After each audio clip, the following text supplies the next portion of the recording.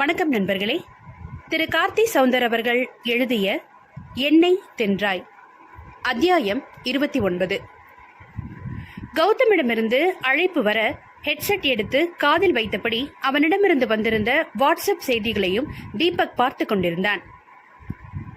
Hello மச்சான், scan போயிட்டு வந்தோம், ரிப்போர்ட் அனுப்பியிருக்கேன், கொஞ்சம் பாருங்க என்று கௌதம் சொல்ல, எதிர்பார்த்தேன். இனியா எங்க? இங்கே தான் பக்கத்தில் இருக்கிறா, லவுட் ஸ்பீக்கர் தான் போட்டிருக்கேன் என்றான் அருகில் அமர்ந்த மனைவியை பார்த்தபடி. உனக்கு வேர்க்குதா இனியா என்றான் தீபக் சம்பந்தமே இல்லாமல். வேர்க்குமே, ஏசி போடலைன்னா வேர்க்கும்னா. 2 பேரும் கிளம்பி கேஸ்ட்ராலஜிஸ்ட்டை பார்த்துட்டு வந்துடுங்க. டாக்டர் பேர் மலர்விழி, என்னோட ஃப்ரெண்டு தான். இன்றைக்கே கண்டிப்பாக போகணும். வாட்ஸ்அப்பில் அட்ரஸ் அனுப்புகிறேன், போயிட்டு இந்த ரிப்போர்ட் காட்டுங்க என்றான் கண்டிப்பான குரலில்.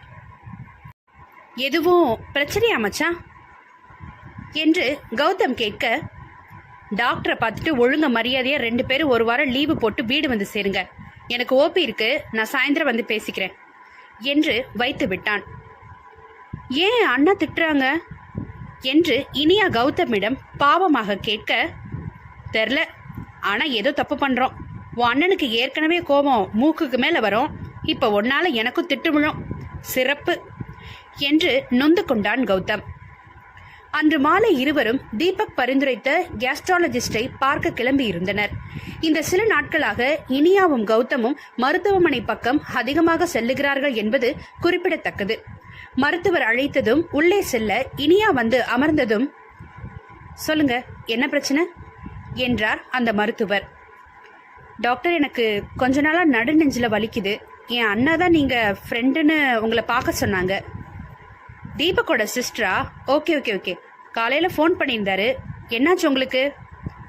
இசிஜி எக்கோ எல்லாம் எடுத்து பார்த்தோம், ஹார்ட்டில் ப்ராப்ளம் இல்லை, ஆனால் நெஞ்சு வலிச்சுட்டே இருக்குன்னு அண்ணா கிட்ட சொன்னேன்.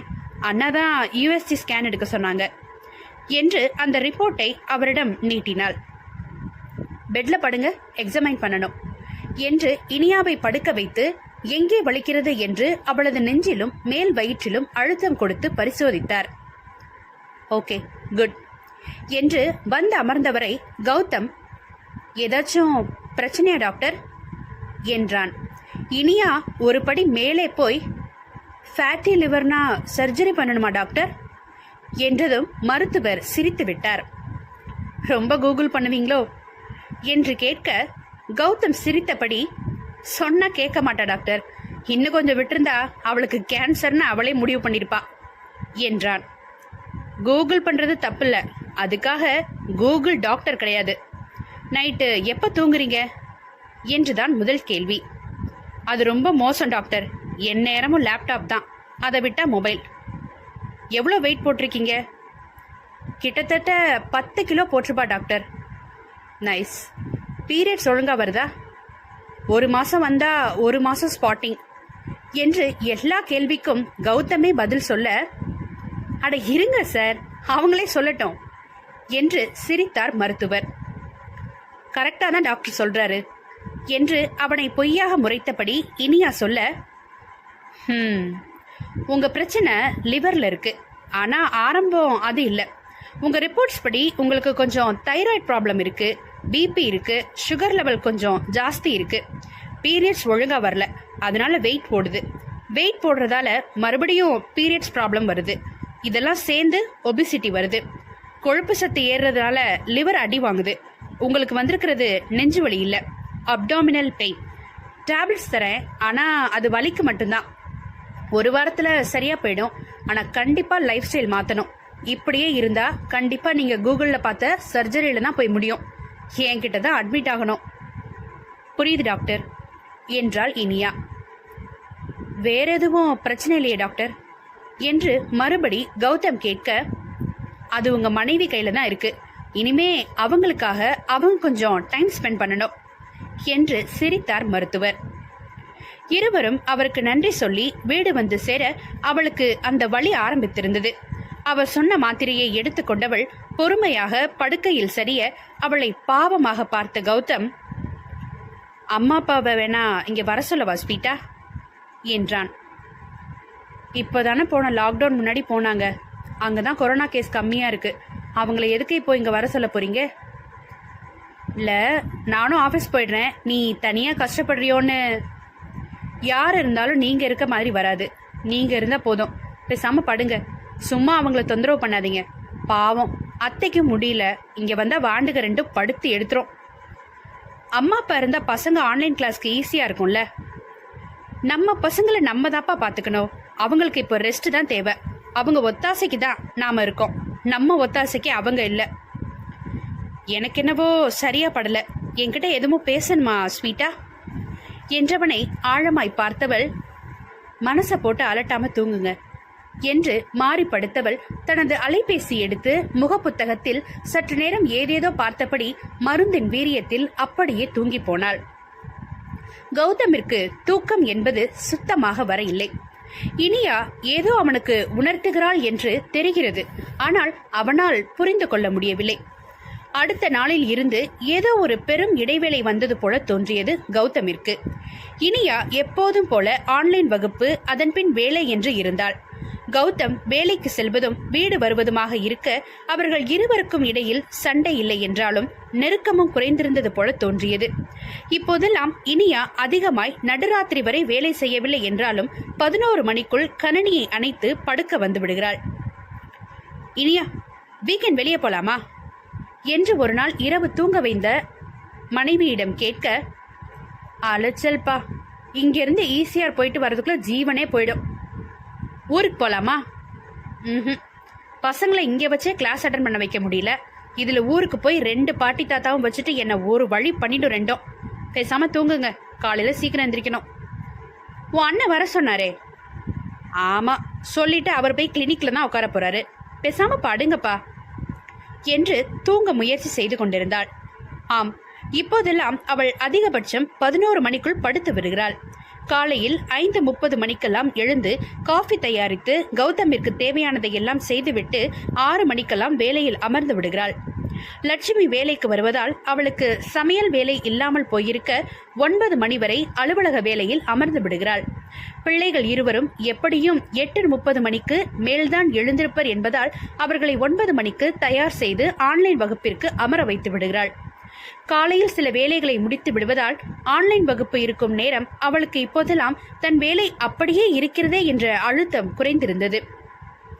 எல்லாவற்றிற்கும் மேலாக பிபி மாத்திரை அவளது கோபத்தை சற்று கட்டுக்குள் கொண்டுவர அவள் முயற்சி செய்தும் இப்போதெல்லாம் கோபமே வருவதில்லை. தங்களுக்குள் எதுவோ ஒன்று குறைகிறது என்று கௌதம் யோசித்துக் கொண்டே இருக்க, நிச்சயம் இந்த வாரம் ஊருக்கு போக வேண்டும் என்று சொல்லிக் கொண்டிருந்தான். அதெல்லாம் வேண்டாப்பா, ஒரு வாரம் போறோம், உன் லேப்டாப் எடுத்துக்கோ, வேணும்னா அங்க வந்து வேலை பாரு, நான் லீவு தான் போட போறேன் என்று வம்படியாக சொல்ல, நீங்க லீவுனா நான் மட்டும் எப்படி ஒர்க் பண்ண முடியும்? அப்ப லீவ் போடு என்று மிதப்பாக சொல்லிவிட்டு படுத்து விட, எல்லாம் உங்க இஷ்டம்தான்ல என்று அவனை அடித்தாள். நீ கெட்ட வார்த்தையில திட்டினாலும் ஊருக்கு போறோம் என்று முடிவெடுத்து 2 வீட்டிற்கும் அவனை தகவல் சொல்லிவிட்டான். ஊருக்கு போகிறோம் என்று சொன்னால் பிள்ளைகள் சந்தோஷத்திற்கா கேட்க வேண்டும்? 2ம் வீட்டினை அதகலப்படுத்தி இருந்தது. நால்வருக்கும் துணிமணிகளை எல்லாம் 2 பெட்டிகளில் எடுத்து வைத்தவள் முகத்தில் கொஞ்சமும் சந்தோஷம் இல்லை. ஆம், அவளது பிறந்த வீட்டிற்குத்தான் செல்கிறாள், தனக்கு பிடித்த மாமியார் வீட்டிற்குத்தான் செல்கிறாள். ஆனால் முகத்தில் கலை இல்லை. மதியம் 3 மணி வரை வேலை பார்த்துவிட்டு கிளம்பியவர்கள் வாண்டுகள் 2ஓடும் கௌதம் வீட்டிற்கு வந்து சேர மணி நடுராத்திரி 3 மணி ஆனது. களைப்பில் வந்து படுக்கையில் விழுந்தவர்கள் சித்து ஹாசினியின் சத்தத்தில்தான் முழித்தனர். படுக்கை அறையின் கடிகாரத்தை பார்க்க காலை 10 மணி என்று காட்டியதில் இனியா அவசர அவசரமாக பிள்ளைகளை தேடினாள். சித்து, பாப்பா, குளிக்க என்று அவள் கத்துவதற்குள் இருவரும் பாட்டி வாங்கி வைத்திருந்த புது துணியில் மின்னினர். குளிச்சிட்டீங்களாடா என்றால் கண்களை விரித்து. மா, பாட்டி வத சூப்பர் என்று கையில் ஒரு வடையுடன் ஹாசினி வந்தாள்.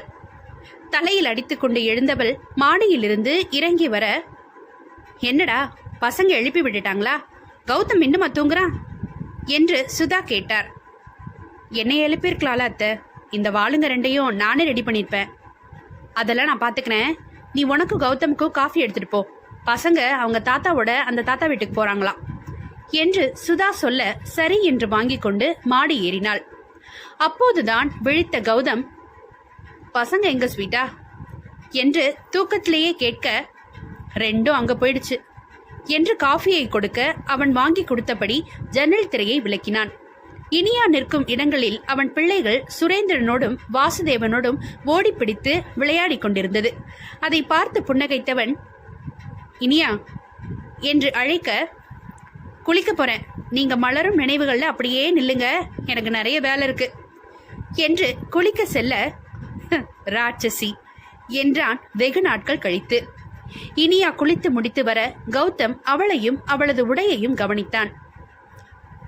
ஏ ஸ்வீட்டா, நான் உன்னை சந்தோஷமா தான் வச்சிருக்கேனா என்று இத்தனை வருடத்தில் முதல் முறையாக கேட்டான். என்ன என்று இனியா அதிசயமாக கேட்க, உன்னை சந்தோஷமா வச்சிருக்கேனான்னு கேட்டேன் என்றான் மறுபடியும். அவன் கேட்ட கேள்விக்கு இனியா பதில் சொல்லவில்லை.